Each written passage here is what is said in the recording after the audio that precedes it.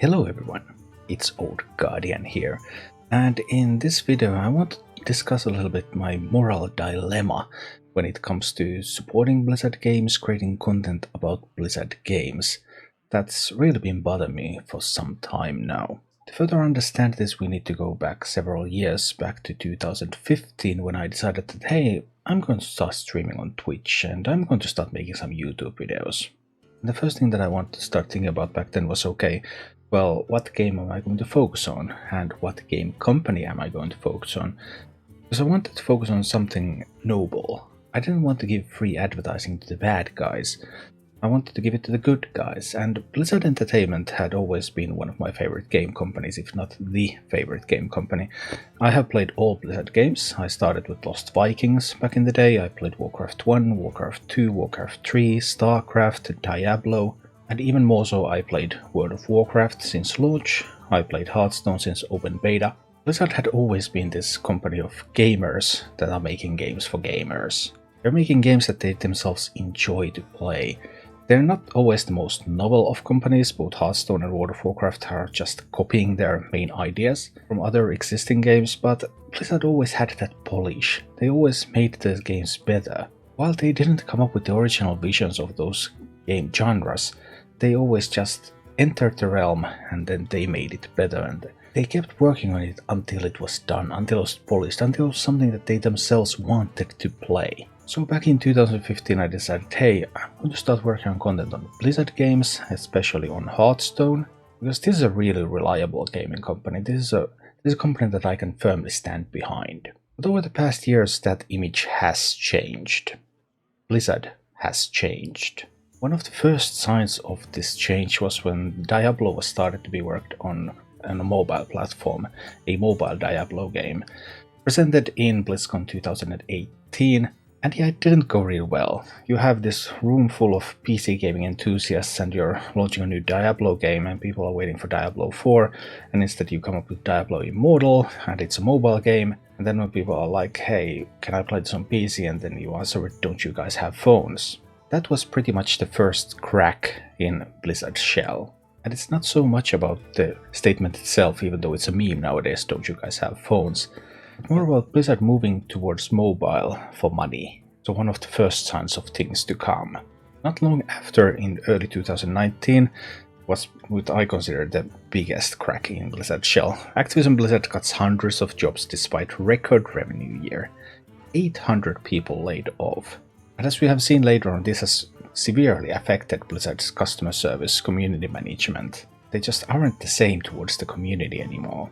And letting go of people when you're doing record revenues, that's just bad management. Sometimes people think that it's like the way capitalism works, but that's not true. That's not true. It's simply bad management, pure and simple. And hiding it behind excuses it's just unacceptable. Well, things didn't get any better late in 2019 either, when Blizzard Entertainment bans esports player, Blitz Chung in this case, after pro-Hong Kong comments. Now, a couple of years later, we have all seen how things have went in Hong Kong, we have seen what China has been doing in Hong Kong, it's awful, China is terrible, and their occupation and tyranny in Hong Kong remains unacceptable.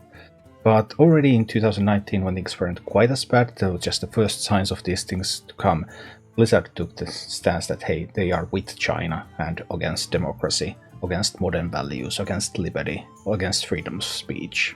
And yeah, that's pretty bad. And that wasn't even all for 2019. In 2019, Blizzard launched this crowdfunding campaign in World of Warcraft that would add to World of Warcraft esports prize pools.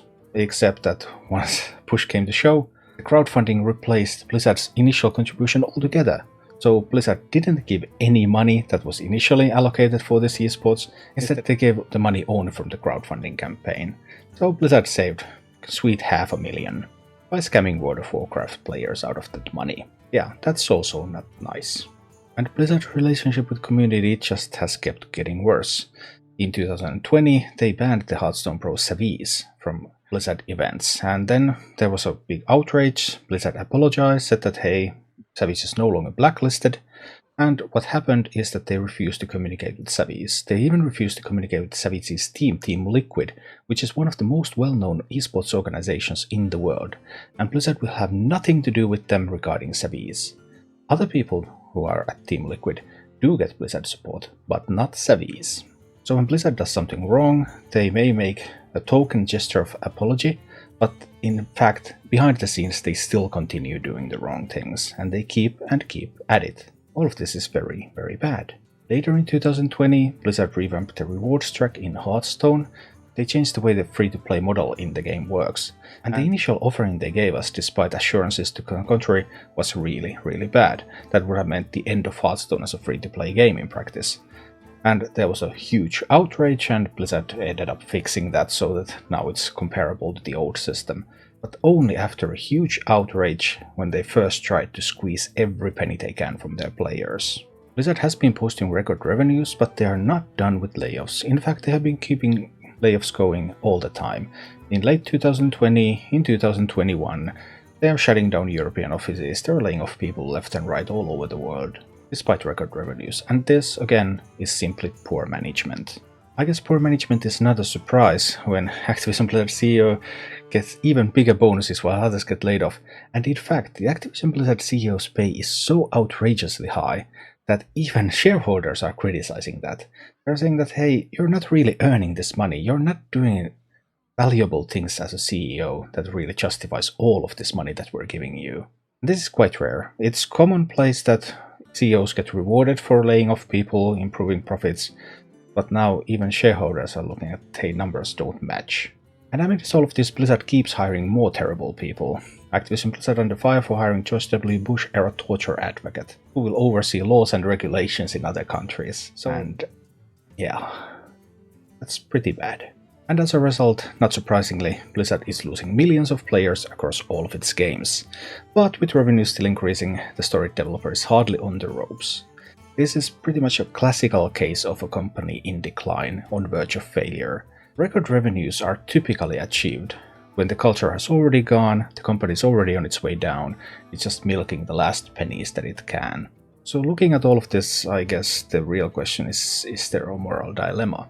I'm giving Blizzard free advertising, I'm giving Blizzard support, and Blizzard is like this for the past couple of years.